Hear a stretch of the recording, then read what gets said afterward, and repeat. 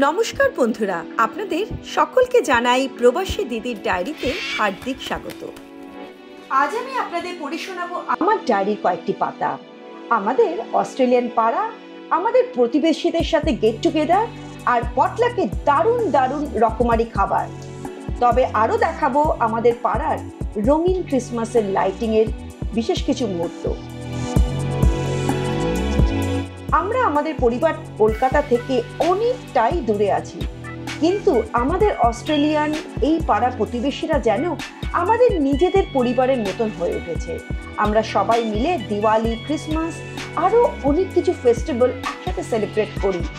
আমাদের প্রতিবেশীরা Australian citizen হলেও আমাদের মতনই ওনারাও প্রবাসী। তো আমরা সবাই এমনভাবে মিশে গেছি যেন এটি একটা গ্লোবাল ফ্যামিলি। তাই ভিডিওটা পুরোটা দেখুন আর কমেন্টে জানাতে ভুলবেন না কিন্তু আমাদের বিদেশি পাড়া আর পাড়ার ক্রিসমাস লাইটিংটা আপনাদের কেমন লাগলো। আজ ছিল রবিবার আর সকাল থেকে বাড়িতে ব্যস্ততার শেষ নেই, কারণ আজ আমাদের পাড়ার সবার সাথে একটা গেট টুগেদার আছে আর পটলাকের কিছু খাবার দাবারের আয়োজন আছে। আপনারা জানেনই তো, পটলাক মানে হচ্ছে একটা কমিউনাল গ্যাদারিং, যেখানে প্রত্যেকটি পরিবার তাদের নিজেদের ঘরে বানানো কিছু খাবার নিয়ে আসে আর আমরা সবাই মিলে আমাদের খাবারগুলোকে শেয়ার করি। আজকের পটলাকে সবাই অনেক রকমের খাবার নিয়ে এনেছিল। এমন খাবারের ভ্যারাইটি আমি কিন্তু আগে কখনো দেখিনি। European, New Zealander, Australian, Mexican, Indian food, আরও কত কি। আমার এক প্রিয় নেবার তো পুরো 4 রকমের কেক বানিয়ে এনেছিল, পুরোটাই নিজের হাতে। Cheese cake, walnut cake, chocolate cake আর কাপ কেক, সবই ঘরোয়া রেসিপিতে তৈরি। আর এটা খেতে এতটাই টেস্টি যে আমি সত্যি আমার ভাষায় প্রকাশ করতে পারবো না। সেদিন বাচ্চারা সবাই মিলে খেলায় মেতে উঠেছিল আর বড়রা জমিয়ে আড্ডা মারছিল।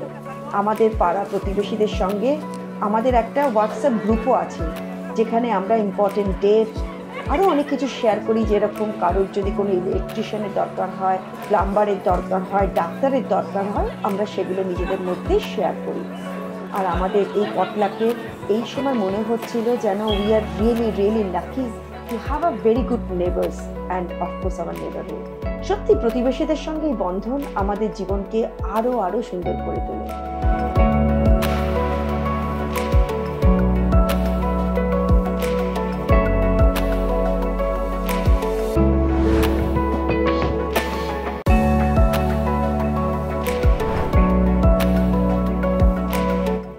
অস্ট্রেলিয়াতে 1 ডিসেম্বর থেকেই আমাদের সব প্রতিবেশীরা তাদের ঘরবাড়ি সুন্দর করে সাজাতে শুরু করে দেয়।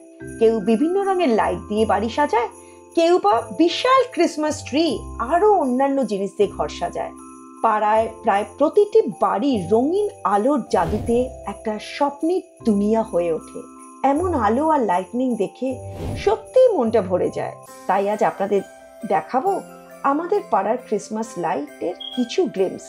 তবে পরবর্তী ব্লগে দেখাবো পাড়ার ক্রিসমাস লাইটের পরিক্রমা আর তার সাথে আমাদের বাড়ির ক্রিসমাসের decoration.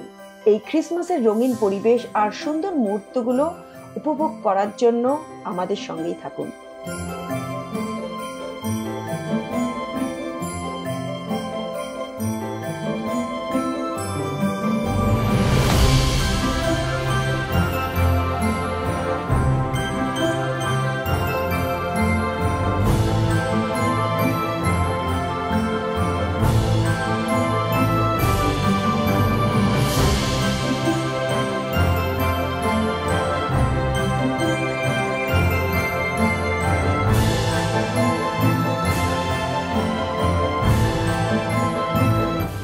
Australia is one of the most multicultural society in the world, যেখানে বিভিন্ন কমিউনিটির সঙ্গে এই ধরনের ফেস্টিভ্যালে অংশ নিতে পারা সত্যি একটি বড় আনন্দের বিষয়।